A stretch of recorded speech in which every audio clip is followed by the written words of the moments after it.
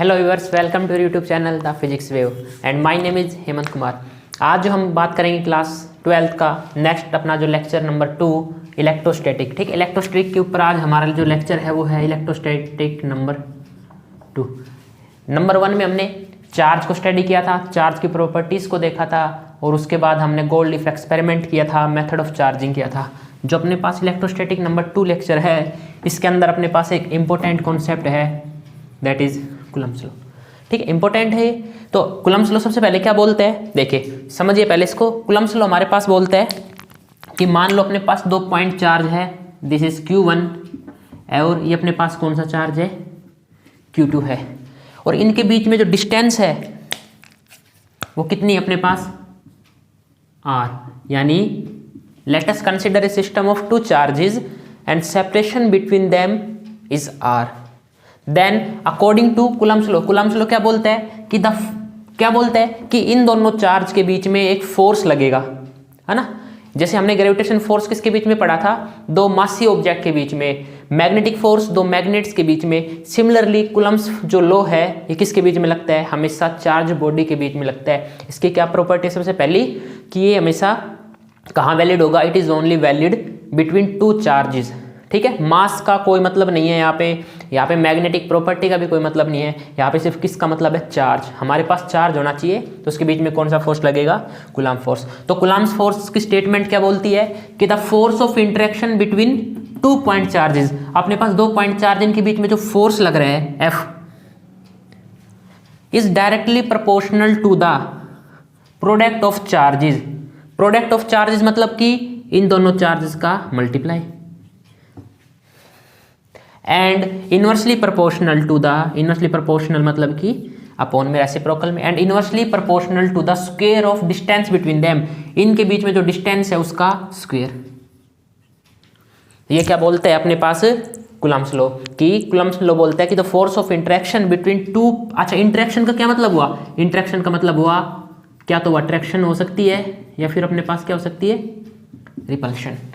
ठीक है, तो अगर पॉजिटिव पॉजिटिव होंगे तो रिपेल करेंगे, पॉजिटिव नेगेटिव होगा या नेगेटिव पॉजिटिव होगा, अनलाइक चार्ज होगा तो क्या करेगा, अट्रैक्ट करेगा। तो इन दोनों का मिलके क्या बना है, इंटरेक्शन। तो द फोर्स ऑफ इंटरेक्शन जो इनके बीच में फोर्स लगेगा वो डायरेक्टली प्रोपोर्शनल है product of their magnitude of charge and inversely proportional to the square of distance between them. जब हमने इक्वेशन नंबर 2, इस इक्वेशन नंबर 1 और 2 को जब हमने रखा तो हमारे पास क्या आता है, F is directly proportional to Q1 Q2 upon में R स्क्वायर। अब अपने पास क्या आ गया, ये कूलम्ब्स लॉ है।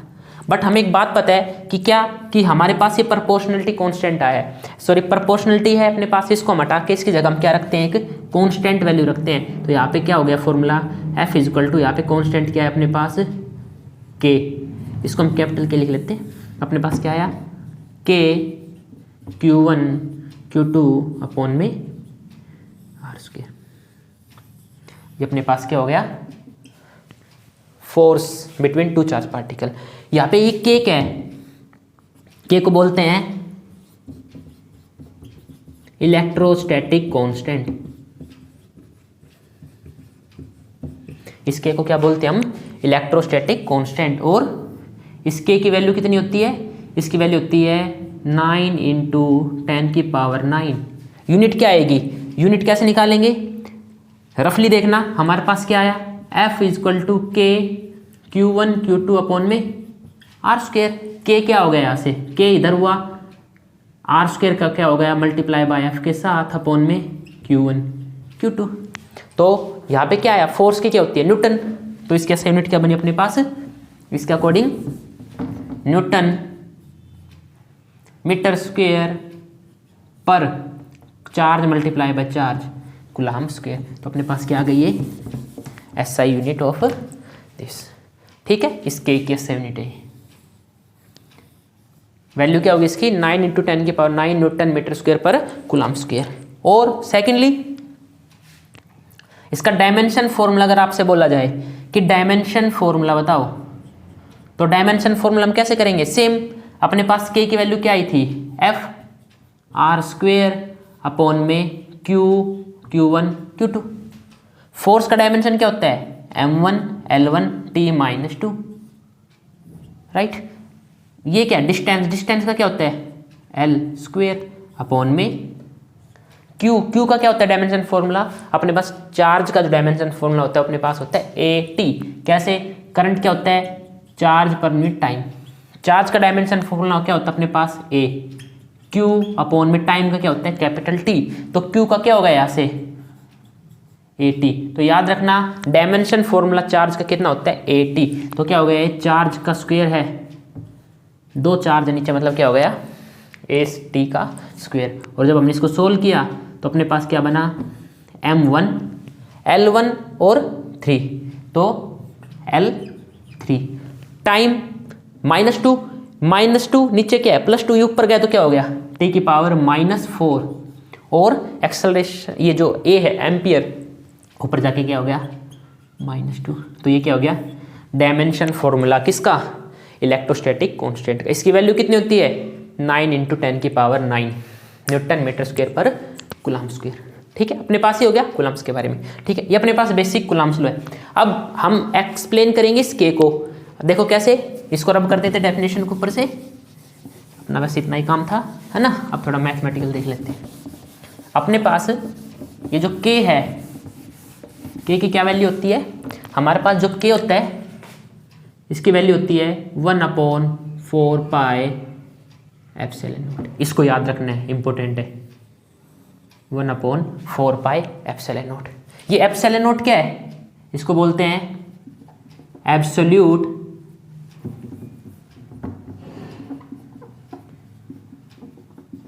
Electrical permittivity for free space या वैक्यूम। हमने क्या माना, इन दोनों चार्ज के बीच में फ्री स्पेस है, वैक्यूम है, ये है। ठीक है, अपने पास ही हो गया।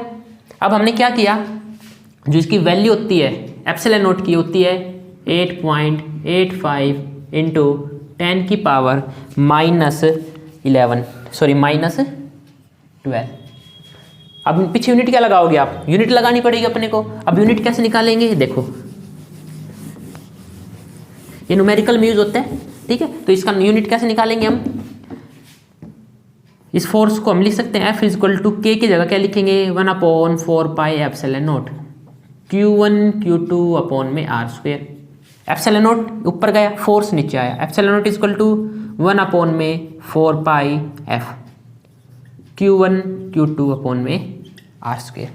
4 पाई की कोई डायमेंशन लेस होता है, यूनिट लेस होता है, ये तो मैथमेटिकल है। तो इसका ऊपर क्या हुआ कूलाम्ब स्क्वायर पर नीचे क्या हो गया न्यूटन मीटर स्क्वायर। तो इसकी एसआई यूनिट क्या हो गई कूलाम्ब स्क्वायर पर न्यूटन मीटर स्क्वायर। ये क्या हो गई इसकी एसआई यूनिट हो गई। अच्छा, अगर आपसे बोले इसका डायमेंशन फॉर्मूला बताओ, तो डायमेंशन फॉर्मूला क्या हो जाएगा, यही से बता देंगे हम। ऊपर क्या चार्ज है तो ए टी, दोबारा चार्ज है ए टी अपॉन में एफ का डायमेंशन क्या होता है m1 L1 T -2, R का क्या होता है L²। तो यहाँ से m ऊपर गया m तो क्या बना m-1 L1 और 2 L3 ऊपर जाके क्या बना ये L3। t की पावर स्क्वायर ऊपर है, ये -2 ऊपर जाके क्या बन गया t की पावर 4 और a क्या हो गया a का स्क्वायर। ये क्या हो गया dimension formula of epsilon not. तो हमारे पास ये क्या हो गया बेसिक कूलम्ब्स लॉ हो गया। बात समझ में आई। कूलम्ब्स लॉ की डेफिनेशन है, उसका प्रूफ है। प्रूफ में अगर आप यहाँ तक लिखोगे तो अपने पास ठीक है, क्योंकि ये प्रूफ है। उसके बाद अगर कुछ और एक्स्ट्रा पूछता है वो के बारे में, तो आप के को एक्सप्लेन कर सकते हो। के से हमारे पास क्या आएगी electrical permittivity for space, free space के लिए इसकी ये वैल्यू है।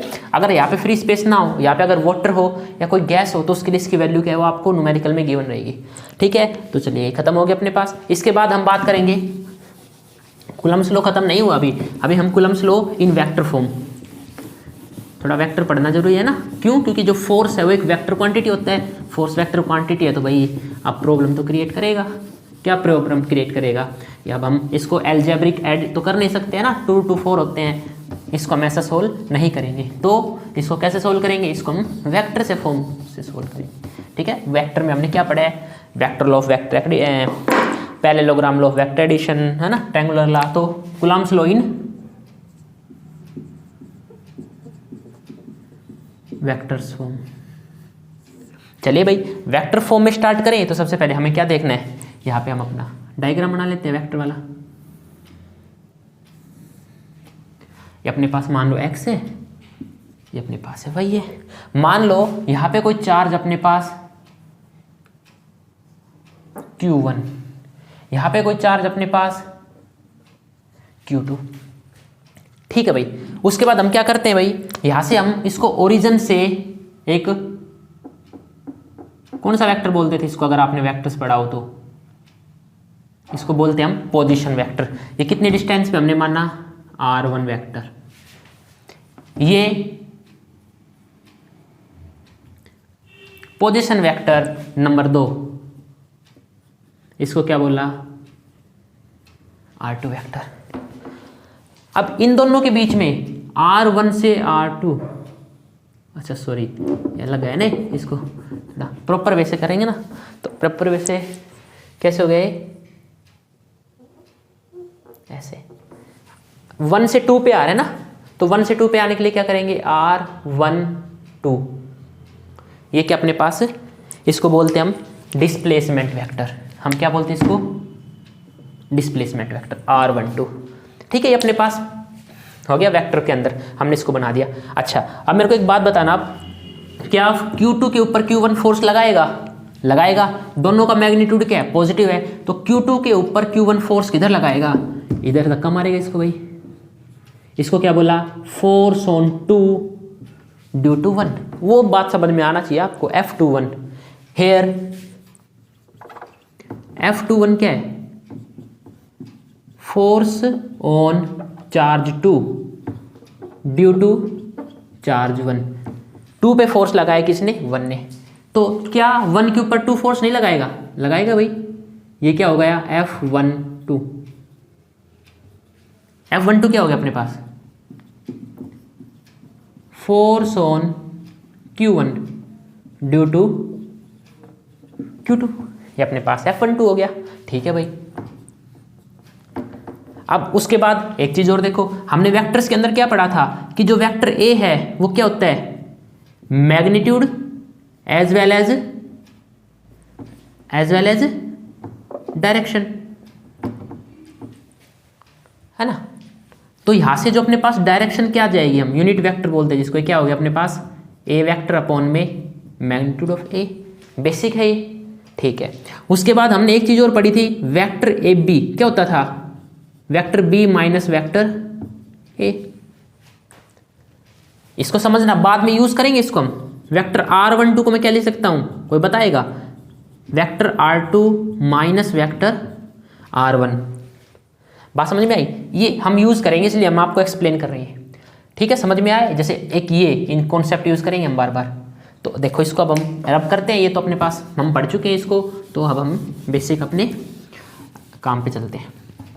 देखो फोर्स ऑन Q1, हाँ नाउ अब हम क्या निकालेंगे, F21, force on 2 due to 1। Force 2 के ऊपर कौन लगा रहा है अपने पास, 1 लगा रहा है, फोर्स ऑन 2 लगा रहा है, तो क्या करेंगे हम, इसको फॉर्मूला क्या बनेगा भाई, K Q1 Q2 अपॉन में R स्क्वायर। R क्या इनके बीच में 1, फोर्स ऑन 2 ड्यू टू 1, 2 के ऊपर फोर्स इधर लग रहा है, तो डिस्टेंस क्या आएगी, R12।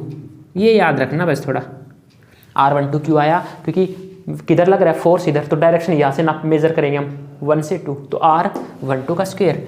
अच्छा यहाँ पे डायरेक्शन क्या है उसकी, R12 कैप, इसी साइड में जो जिधर डिस्प्लेसमेंट हुआ वही क्या है उसका डायरेक्शन है, R12। समझ में आया, R12 इधर जा रहा है तो R12 की डायरेक्शन भी किधर इधर ही। ठीक है, ये अपने पास क्या हो गया, R12 कैप हो गया। ठीक है भाई, हमारे पास फोर्स वेक्टर मैग्नीट्यूड, ये मैग्नीट्यूड हो गई, ये अपने पास क्या हो गई, डायरेक्शन हो गई।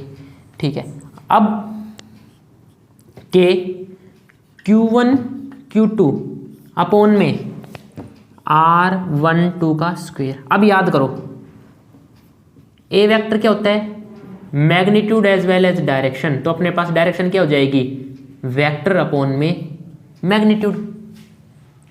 अब इसके ऊपर आओ, अगर R12 अपने पास वेक्टर है तो क्या आएगा, R12 मैग्नीट्यूड और R12 डायरेक्शन। तो अपने पास R12 डायरेक्शन क्या हो गई, R12 वेक्टर अपॉन में R12 का मैग्नीट्यूड। तो क्या मैं इसको यहाँ पे लिख सकता हूँ, बिल्कुल लिख सकते हैं। क्या लिखेंगे, R12 वेक्टर अपॉन में R12 का मैग्नीट्यूड। ये भी मैग्नीट्यूड है क्योंकि भाई बीच में अपने पास 2 मीटर 3 मीटर 4 मीटर एक मैग्नीट्यूड वैल्यू तो है ही, मैथमेटिकल की डिस्टेंस कितनी है, तो इसको मैं ऐसे लिख सकता हूँ K Q1 Q2 अपॉन में R12 का क्यूब और R12 वेक्टर। आ गया अपने पास, ये क्या हो गया, वेक्टर क्वांटिटी हो गया। ठीक है भाई। इसके बाद हमने आपको एक चीज़ और बताई थी, वेक्टर ए बी को क्या ले सकते हैं, vector B minus vector A, और R12 को क्या ले सकते हैं, R2 vector minus R1 vector. तो मैं यहाँ पे क्या लिखूंगा इसको, F21 is equal to K Q1 Q2 upon में R2 माइनस R1, ये मैग्नीट्यूड है, देखो मैंने मैग्नीट्यूड लगा दिया, का क्यूब।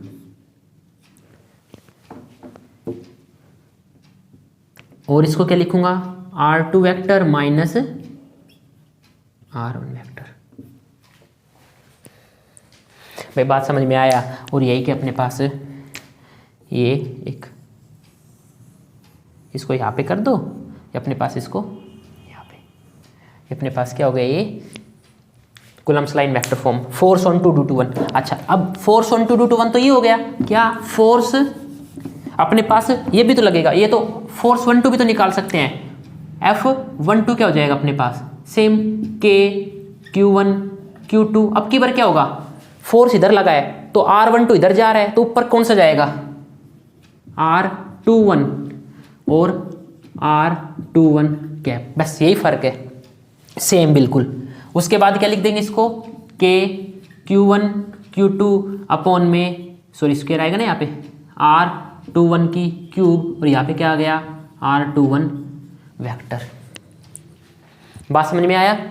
और इसको हम फिर क्या लिख देंगे, force 1 2 is equal to K Q1 Q2 upon में R1 माइनस R2 की cube, R1 minus R2 vector. ठीक है, ये अपने पास फोर्स ऑन 1 ड्यू टू 2 आ गया, और वो अपने पास क्या आ गया, फोर्स ऑन। अच्छा, क्या दोनों के बीच में रिलेशन है, अगर आपसे कोई पूछे, रिलेशन है कैसे, देखो इसको देखो, R21 cap is equal to minus of R12 है। भाई R12 इधर जा रहा है और R21 का जा रहा है, ऊपर जा रहा है, मैग्नीट्यूड सेम है लेकिन डायरेक्शन अपोजिट है। तो क्या मैं इसकी जगह R minus of R12 cap नहीं कर सकता, कर सकते हैं ना, बिल्कुल कर सकते हैं, क्यों नहीं कर सकते भाई, अधिकार है हमें, हमने मैथ पढ़ा है, वेक्टर्स भी पढ़े हैं, तो हम कर सकते हैं ये। ठीक है, इसको किया तो 1 2 या 2 1 हो तो मैग्नीट्यूड है, मैग्नीट्यूड तो क्या हुआ भाई, यहाँ से इधर में 5 मीटर गया, इधर भी क्या है 5 मीटर गया, क्या कोई माइनस आएगा यहाँ पे, डिस्टेंस क्या माइनस थोड़ा ना होती है ना, डिस्टेंस कभी माइनस थोड़ा ना होती है भाई। तो अपने पास ये क्या रहेगा, F12 is equal to K Q1 Q2, इसको R12 लिख दो, एक ही बात है, कोई फर्क पड़ा ही नहीं। लेकिन यहाँ पे माइनस आ गया और यहाँ पे क्या बन गया, R12 कैप। अच्छा, यहाँ पे तो फर्क नहीं पड़ा, लेकिन ये देखो अब ये क्वांटिटी क्या है, कोई बताएगा, ये क्वांटिटी ये बन गई। बात समझ में आई, K Q1 Q2 R12 का स्क्वायर, यानी क्या मतलब हुआ, force on 1 due to 2 is equal to minus of force 2 due to 1। और ये कौन होता है, ये बोलते अपने को Newton's third law, action to every reaction, कि जितना फोर्स ये इसके ऊपर लगाएगा उतना ही फोर्स क्या लगाएगा, ये इसके ऊपर लगाएगा, बट डायरेक्शन क्या रहेगी, अपोजिट रहेगी। ये इधर जाएगा तो ये फोर्स कहाँ लगेगा, ऊपर लगेगा, डायरेक्शन अपोजिट, बट मैग्नीट्यूड क्या रहेगा, दोनों का सेम रहेगा। तो बेटा ये अपने पास क्या हो जाता है, ये कूलम्ब्स लॉ कंप्लीट हो गए अपने पास। ठीक है, इसके बाद एक छोटा सा टॉपिक और अपने पास, चलिए देखते हैं नेक्स्ट। सुपरपोजिशन प्रिंसिपल, ये इसको बोलते हैं प्रिंसिपल ऑफ सुपरपोजिशन। देखिए क्या बोलते हैं, ये बोलते हैं कि मान लो अपने पास बहुत ज़्यादा चार्ज है।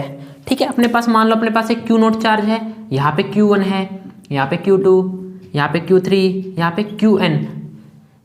तो अब इसके बीच की डिस्टेंस मान लो R1 है, ये अपने पास R2, R3 up to Rn।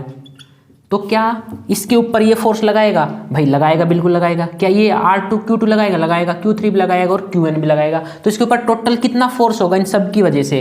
Q0 अपने पास कोई चार्ज है जिसके ऊपर टोटल फोर्स कितना लगेगा, क्योंकि यहाँ पे बहुत ज़्यादा इसके सराउंडिंग में चार्जेस है। तो इस सुपरपोजिशन प्रिंसिपल क्या बोलता है? ये बोलता है कि द टोटल फोर्स, मान लो अपने पास ये वेक्टर फॉर्म में लिखा, Q1 अपने इसके ऊपर किधर फोर्स लगाएगा? Q1 इसके ऊपर फोर्स लगाएगा, Q1 इधर लगाया, this is F01 force on 0, force on Q0 naught due to 1। ये किधर लगाएगा? ये लगाया, force on naught due to 2 या 0 बोल दो। ये भी लगाएगा Q3, ये इसने लगाया फोर्स ऑन 0 ड्यू टू 3। इस तरह से इसके ऊपर 3 फोर्स लगे। अगर n पार्टिकल होंगे तो इसके पास n फोर्स लगेंगे। तो ये अपने पास सुपरपोजिशन प्रिंसिपल क्या बोलता है कि total force on any charge, Q0 के ऊपर टोटल जो फोर्स होगा ड्यू टू अदर चार्जेस की वजह से is the vector sum of individual forces, किसके बराबर होगा? इनके वेक्टर सम के बराबर होगा। अर्थात देखो that is force on 0, force on 0 मतलब Q0 के ऊपर टोटल फोर्स कितना लगा? F is equal to individual forces का सम, मतलब कि force on 0 due to 1 plus force on 0 due to 2 plus force on 0 due to 3 up to force on 0 due to n। ये अपने पास क्या बोलता है? Superposition principle. अब हमें पता है F01 हम निकाल चुके हैं, क्या आएगा? K Q0 Q1, क्योंकि 2 फोर्स क्या हो गए, एक तो नॉट हो गया, एक क्या हो गया अपने पास फर्स्ट, और डिस्टेंस कितनी होगी इनके बीच में? कितनी हो गई भाई? ये Q0 है तो ये कितनी हो गई? R10 vector. तो इसको क्या लिख सकता हूँ? R10 का स्क्वायर, और यहाँ पे R10 कैप, क्योंकि फोर्स उधर लग रहा है तो R10। ठीक है, हो गया भाई। अच्छा, F02 कितना हो जाएगा? K Q0 Q2 अपॉन में R20 का स्क्वायर, R20 कैप, R20 ये रही। सिमिलरली F03 क्या हो गया? K Q0 Q3 अपॉन में R30 का स्क्वायर, R30 कैप। अब इसमें पुट करेंगे टोटल F कितना आ गया अप टू nth क्या जाएगा? F0n K Q0 Qn Rn0 की स्क्वायर Rn0 कैप। सम करें सबका, क्या आया? K Q0 Q1 R10 का square R10 cap plus K Q0 Q2 upon में R20 का square R20 cap and so on. कितना आया? K Q0 Qn Rn0 का स्क्वायर Rn0 कैप। अब देखो सब के अंदर K कॉमन है और Q0 भी क्या है? कॉमन है। अंदर क्या बचा अपने पास? Q1 R10 का square R10 cap, Q2 R20 का square R20 cap up to Qn Rn0 का स्क्वायर Rn0 कैप। अब इनका टोटल सम क्या करेंगे? हम क्या यूज़ कर देंगे इस जगह पे? हम यूज़ करते हैं सेल के लिए समेशन। तो K Q0 समेशन I की वैल्यू कहाँ से स्टार्ट है? 1 से। इसको क्या क्या लिखा मैंने? QI अपॉन में RI0 का स्क्वायर, यानी 1 2 3। तो I की वैल्यू 1 से का लगा दिया अपने N और Rn0 का कैप।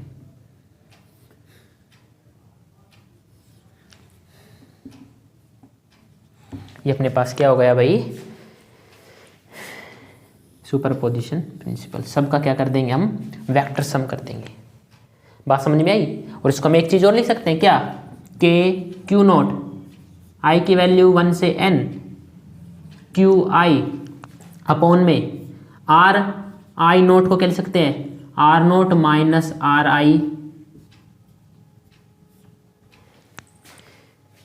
यहां पे एक चीज और कर देंगे इसको, कैसे, आर क्यूब लगा के यहाँ पे क्या लगा देंगे हम, अच्छा यहाँ पे चलो पहले ये कर लेते हैं। इसके बाद हम क्या लिख सकते हैं, इसको ऐसे भी लिख सकते हैं, के क्यू नॉट आई की वैल्यू 1 से n Q I R I note की क्यूब आर, अच्छा आई नहीं, यहाँ पे आई आएगा ना, फिर यहाँ पे ये आर आई नोट वेक्टर। देखो हम इसको लिख सकते हैं ऐसे, हाँ दिख रहा है, ठीक है। और इसको हम कैसे लिख सकते हैं, इसको फिर यहाँ पे क्यूब लगा दिया और यहाँ पे क्या लगा दिया, R naught minus R I vector. ये भी अपने पास क्या हो गया, सुपरपोजिशन प्रिंसिपल। बात समझ में आया। इसको एक बार उतार लो इसको, ठीक है। तो अपने पास क्या हो गया, ये सुपरपोजिशन प्रिंसिपल। अब बात करते हैं हम कुछ न्यूमेरिकल्स देखते हैं इसके ऊपर। जो न्यूमेरिकल नंबर 1 है, find that calculate the total force on a charge place at point C. अपने पास मान लो अपने पास एक स्क्वायर है, इसके चारों साइड्स कितनी है, ए है, ए और यहाँ पे अपने पास चार्ज रखे हुए हैं पॉइंट ए बी सी और डी पे। तो ए पे क्यू है, बी पे 2q 3q एंड 2q। तो हमने क्या निकालना है, total force on charge 3q means placed at C. चलिए ठीक है, सबसे पहले ये निकालने के पहले ये देखते हैं कि बताओ भाई क्या बी है ये सी के ऊपर फोर्स लगाएगा, लगाएगा। किस साइड लगाएगा, अट्रैक्ट करेगा रिपेल करेगा। ये पॉजिटिव है, ये भी पॉजिटिव है, तो इसको क्या करेगा, रिपेल करेगा, रिपेल करके इधर ले जाएगा। यानी force on C due to B इधर लगेगा। क्या डी बी सी के ऊपर फोर्स लगाएगा, ये डी सी बिल्कुल लगाएगा, पॉजिटिव पॉजिटिव, इसको रिपेल करेगा, ये इधर क्या गया, force on C due to D. क्या ए लगाएगा फोर्स, नहीं लगाएगा, बिल्कुल लगाएगा। और ये बिल्कुल लगाएगा, और ये किस तरह लगाएगा, मेहनत तो ये भी करेगा भाई। ये क्या गया, force on C due to A, अपने पास हो गया। ठीक है, चलो कैलकुलेट करते हैं 1 बाय 1। हमने क्या किया, force on C due to B, क्या आएगा formula, force on C due to B, force on C के Q1 कितना अपने पास 2Q, Q2 कितना अपने पास 3Q, डिस्टेंस कितनी है a स्क्वायर। तो क्या हो गया टोटल, ये K कितना K हुआ है, 3 2 जा 6K Q स्क्वायर अपॉन में a स्क्वायर, इक्वेशन नंबर 1। अच्छा इक्वेशन नंबर 1 से पहले किस साइड लग रहा है फोर्स, अलोंग बी से सी की तरफ ऊपर लग रहा है। अच्छा भाई force on C due to D क्या आएगा, सी के ऊपर डी को ऐसे लगाएगा, के Q1 कितना है 2Q, वो कितना है 3Q, डिस्टेंस कितनी है ए स्क्वायर, सेम आया 6K Q स्क्वायर अपॉन में ए स्क्वायर। किधर लगा फोर्स, अलोंग डी से सी की तरफ। ठीक है, अब एफ ए सी ए निकालने से पहले एक बात देखो, वेक्टर एफ ऑफ सी भी इधर जा रहा है, एक वेक्टर अपने पास इधर है, दूसरा वेक्टर इधर है, ए वेक्टर इधर, बी वेक्टर इधर, तो रिजल्टेंट फोर्स किधर जाएगा इन दोनों के बीच का।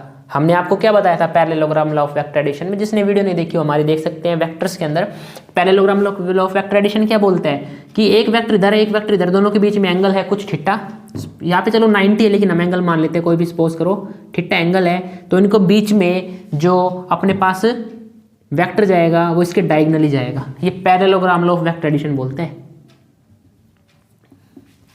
और इसका फॉर्मूला क्या होता था रिजल्टेंट का जो फॉर्मूला था अपने पास रिजल्टेंट आर का, वो होता था √a square plus B square plus 2ab cos theta. ये अपने पास क्या है, ये रिकॉल कराया आपको parallelogram law of vector addition. Similarly अपने पास वेक्टर फोर्स सी बी ऊपर जा रहा है और अपने पास सी डी इधर जा रहा है, रिजल्टेंट फोर्स कहाँ जाएगा, हमेशा इनके बीच में जाएगा। इनके बीच में किधर, उसको मैंने बोला फोर्स 1 बोल दिया, उसको मैंने F1 बोला। F1 का फॉर्मूला क्या आया, फोर्स CB का स्क्वायर प्लस फोर्स CD का square plus 2 of 4CB multiply by 4CD cos of theta. ठीक, कितना एंगल इन दोनों के बीच में 90 डिग्री एंगल है। फोर्स ऑफ CB इधर है, CD इधर है, तो cos 90 कितना होता है 0, ये तो 0 हो गया। फोर्स ऑफ CB कितना आया, CB कितना है ये रहा 6K का स्क्वायर A स्क्वायर का स्क्वायर प्लस में ये कितना है, ये भी सेम आया K 6K स्क्वायर अपॉन में A स्क्वायर का स्क्वायर रूट। ये बात समझ में आई। इसके बाद हमने क्या किया, हमने भाई कैसे करेंगे इसको, हम 6K स्क्वायर A स्क्वायर को मैंने क्या लिया, अंदर कॉमन लिया। यहाँ पे क्या बचा 1 बचेगा, यहाँ पे भी क्या बचेगा 1 बचेगा। भाई मैंने इसको कॉमन लिया तो 1 + 1। क्यों, क्योंकि इसके ऊपर भी क्या है स्क्वायर है। ये स्क्वायर वाला रूट से कट गया तो क्या आया बाहर, ये क्या जाएगा, ये F1 क्या आएगा अपने पास 6K स्क्वायर अपॉन में A स्क्वायर। ये बाहर आ गया, अंदर क्या बचा √2। बात समझ में आई। और ये अपने पास क्या आ गया equal to 6√2K square upon A square. Along किधर लग रहा है फोर्स, ये अलोंग सेंटर में, along AC A to C। ये इंपॉर्टेंट है अपने पास बस F1। हमारे पास F1 आया, चलो अब निकालेंगे FCA। FC अपने पास क्या आएगा K 3Q क्या बन गए 3Q स्क्वायर। अच्छा डिस्टेंस कितनी इन दोनों के बीच में कोई बताएगा, ये A है और ये भी अपने पास क्या है A है, तो पाइथागोरस थ्योरम से क्या जाएगी अपने पास √2A। बेस का स्क्वायर प्लस परपेंडिकुलर का स्क्वायर इक्वल टू हाइपो का स्क्वायर। तो अपने पास क्या आ गया √2A का स्क्वायर। और यहाँ से अपने पास क्या बना फिर ये K 3K स्क्वायर अपॉन में 2A स्क्वायर। ये बात समझ में आया भाई, आई। और ये किधर जा रहा है अलोंग AC। अब भाई इनका रिजल्टेंट भी उधर जा रहा है और FCA भी इधर जा रहा है। दोनों फोर्स की डायरेक्शन क्या है सेम है, तो नेट फोर्स जो लगेगा वो क्या होगा, इनका ऐड करेंगे या सब्ट्रैक्ट करेंगे, ऐड करेंगे क्योंकि दोनों फोर्स की डायरेक्शन क्या है सेम है। तो हम क्या कर देंगे FCA प्लस F1। ठीक है, और अपने पास क्या है FCA क्या है अपने पास 3K स्क्वायर अपॉन में 2A स्क्वायर प्लस में ये क्या आया था अपने पास 6√2K स्क्वायर अपॉन में A स्क्वायर, राइट। और हमने क्या किया, इसको हमने कॉमन क्या ले लिया K स्क्वायर अपॉन में A स्क्वायर। चलो 3 को भी ले लेते हैं। अंदर क्या बचेगा यहाँ पे 1/2 और यहाँ पे क्या बचा 2√2। बात समझ में आया है ना। और इसको ऐसे क्या किया हमने सोल्व कर दिया। ठीक है, अपने पास क्या आ गया टोटल नेट फोर्स आया। अलोंग लिखना जरूरी है, अलोंग किधर लग रहा है अलोंग A to C। ये अपने पास क्या आ गया, इस तरह के न्यूमेरिकल आप कर सकते हो। ठीक है, तो इस तरह के न्यूमेरिकल आप यहाँ पे अगर हम मान लो सपोज करो जो अपने पास नेक्स्ट न्यूमेरिकल कराएंगे उसमें अगर हम यहाँ पे -2Q ले लेते हैं तो ये जो FCB किधर लगेगा, ये किधर लगता नीचे लगता। इसको भी अगर मैंने माइनस ले लिया तो ये फोर्स किधर लगता, इधर लगता। इन दोनों का रिजल्टेंट फोर्स किधर आता डाउनवर्ड। लेकिन ये FCA ऊपर जा रहा है तो ये माइनस दिस, इन दोनों को क्या कर देते हम माइनस कर देते। ठीक है, क्यों, क्योंकि दोनों फोर्स की डायरेक्शन के हमारे पास ऑपोजिट है। तो अपने पास ये न्यूमेरिकल हो गया। इस तरह के न्यूमेरिकल पे एग्जाम्स में पूछे जाते हैं अलग अलग, तो आप इस तरह के न्यूमेरिकल्स को सेम यही पैटर्न से इसको सोल्व करेंगे। ठीक है, समझ में आया। ठीक है, अगर अच्छी लगी वीडियो तो please like share and subscribe the video. ठीक है, ओके, थैंक यू।